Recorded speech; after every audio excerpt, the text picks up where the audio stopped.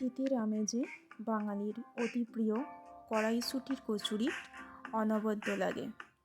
আর যদি হয় এই রকম ফুলকো ফুলকো কচুরি, তাহলে তো আর দেখতেই নেই, দুটোর জায়গায় চারটে খাওয়া হয়ে যাবে। আর খেতেও কিন্তু অসাধারণ সুন্দর হবে। নমস্কার বন্ধুরা, আমি প্রতিমা। নতুন একটি পর্বে সকলকে স্বাগত জানিয়ে শুরু করছি আজকের রেসিপি। এর জন্য প্রথমেই আমি কড়াইশুঁটি ছাড়িয়ে নিয়েছি। এবার একটা মিক্সিং জারের মধ্যে কড়াইশুঁটিগুলো দিয়ে দিলাম, দিয়ে অল্প একটু জল দিলাম, দিয়ে এটা একটা মিহি পেস্ট আমি তৈরি করে নেব। দেখতেই পাচ্ছেন আমি কড়াইশুঁটির কিন্তু একটা মিহি পেস্ট তৈরি করে নিয়েছি। পেস্টটা কিন্তু একদম মিহি হতে হবে, কোনো রকম দানা ভাব কিন্তু থাকলে হবে না, তাহলে কিন্তু কচুরিটা ফেটে যাবে। অন্যদিকে আমি কাঁচা লঙ্কা এবং আদা, এটা একটা মিহি পেস্ট আমি আলাদা করে বানিয়ে নেব। এটাও আমি একটা পেস্ট বানিয়ে নিয়েছি।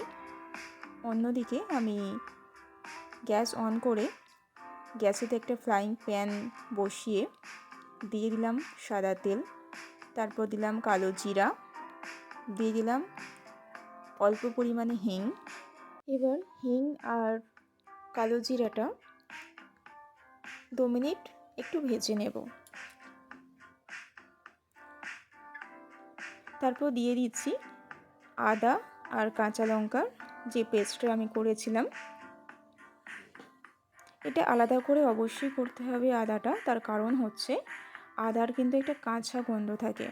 তো এই কাঁচা গন্ধটা যখন আদার চলে যাবে তখন দিয়ে দিতে হবে মটরশুঁটির বা কড়াইশুঁটির পেস্টটা।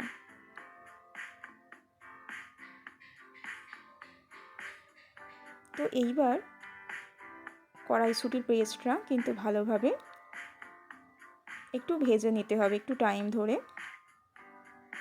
তো 3 থেকে 4 মিনিট আমি একটু ভেজে নিয়েছি।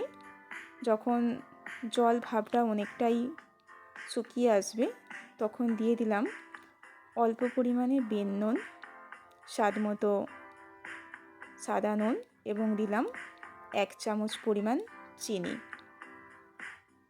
দিয়ে মিশ্রণটাকে ভালোভাবে মিক্সড করে আবারও 2 থেকে 3 মিনিট আমি ভালোভাবে ভেজে নেব।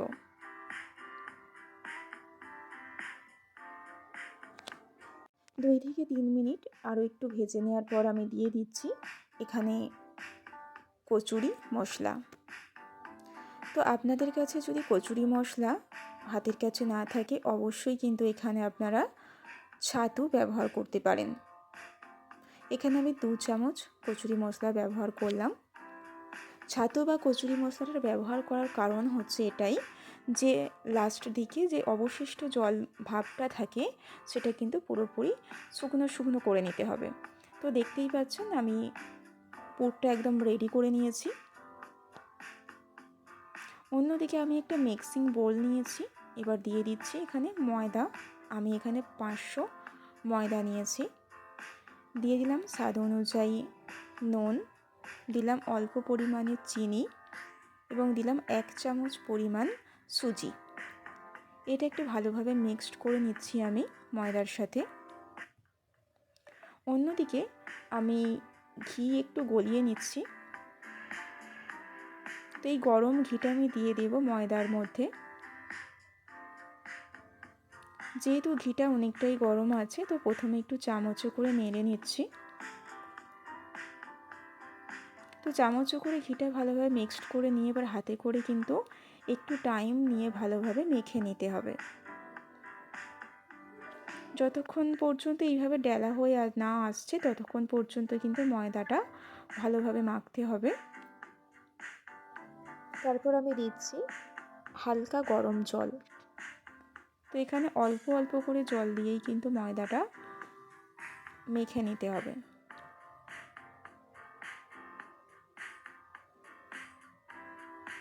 দেখতেই পাচ্ছেন আমি এখানে ময়দাটার একটা ডো তৈরি করে নিয়েছি। ঠিক এরকম নরম সফট করে নিতে হবে। তো এইবার ওপর থেকে একটু সাদা তেল আমি দিয়ে দিলাম, দিয়ে এবার চাপা দিয়ে রেখে দেবো 30 মিনিটের জন্য। চলে এলাম 30 মিনিট পরে। দেখতেই পাচ্ছেন ময়দার ডোটা কতটা সফট নরম আরও হয়ে গিয়েছে। তো এইবার একটা প্লেটের মধ্যে নিয়ে কিন্তু ময়দাটা আবার একটু টাইম ধরে 3 থেকে 4 মিনিট একটু ভালোভাবে মেখে নিতে হবে।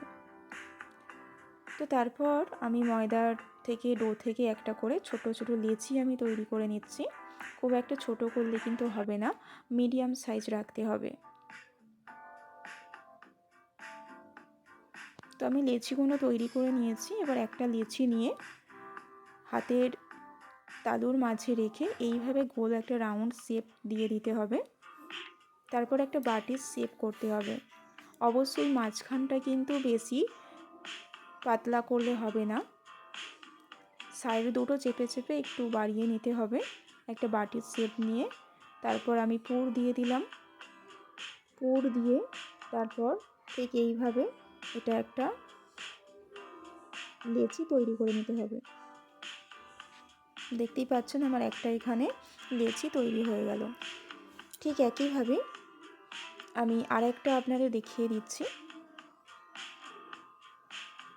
ঠিক এইভাবে কিন্তু ধারগুলো পাতলা করতে হবে, মিডিলটা কিন্তু বেশি চাপ দিলে হবে না। তো ঠিক মিডিলটায় আমাকে পুরটা দিতে হবে। তারপর ঠিক এইভাবে চেপে চেপে সাইডগুলোকে মাঝখানে জড়ো করে গোল রাউন্ড করে একটু মুড়ে দিতে হবে। দেখতেই পাচ্ছেন আবারও আমার এখানে আরেকটা লেচি আমি তৈরি করে নিলাম। তো লেচিগুলো তৈরি করার পর কিন্তু অবশ্যই একটু তেল ব্রাশ করে দিতে হবে যাতে ফেটে না যায়। একইভাবে আমি সমস্ত লেচি তৈরি করে নিয়েছি। এবার কচুরিগুলো বেলার জন্য আমি প্রথমে একটা বেলুনিতে একটু সাদা তেল নিলাম, নিয়ে একটা লেচি নিয়ে লেচির ওপরটা কিন্তু হাতে প্রথমে একটু চেপে চেপে দিতে হবে, তাতে কিন্তু বেলতে সুবিধা হবে। তো কচুরি কিন্তু আমরা অবশ্যই খুবই আস্তে আস্তে বেলবো, খুব চাপ দিয়ে বেললে কিন্তু হবে না, ফেটে যাবে। আর ফেটে গেলে কিন্তু ভিতরে তেল ঢুকে যাবে, সেক্ষেত্রে কিন্তু কচুরিগুলো ফুলবে না। দেখতেই পাচ্ছেন আমি কিন্তু একদম পাতলা করিনি, মিডিয়াম সাইজ করে কিন্তু বেলে নিয়েছি।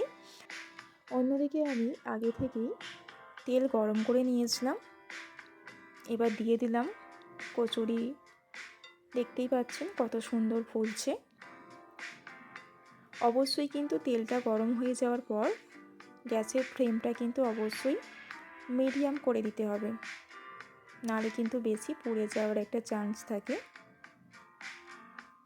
ঠিক এইভাবেই দেখতেই পাচ্ছেন কত সুন্দর ফুলে গিয়েছে।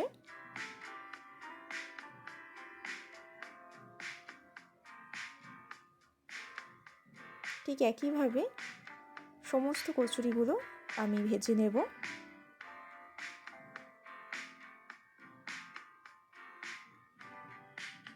দেখতেই পাচ্ছেন প্রত্যেকটা কচুরি কিন্তু সুন্দর ফুলে যাচ্ছে।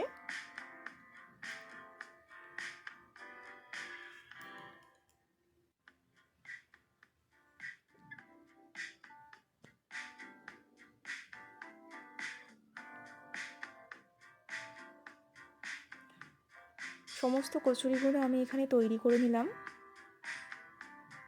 দেখতেই পাচ্ছেন কত সুন্দর হয়েছে কচুরিগুলো, আর খেতে কিন্তু ঠিক ততটাই সুন্দর।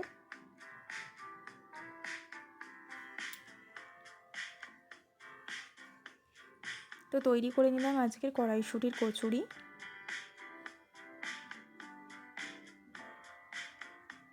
তো একটা আপনাদের কেটেও দেখাচ্ছি। দেখতেই পাচ্ছেন একদম ভিতর পর্যন্ত কিন্তু পুড়ে ঠাসা হয়ে আছে।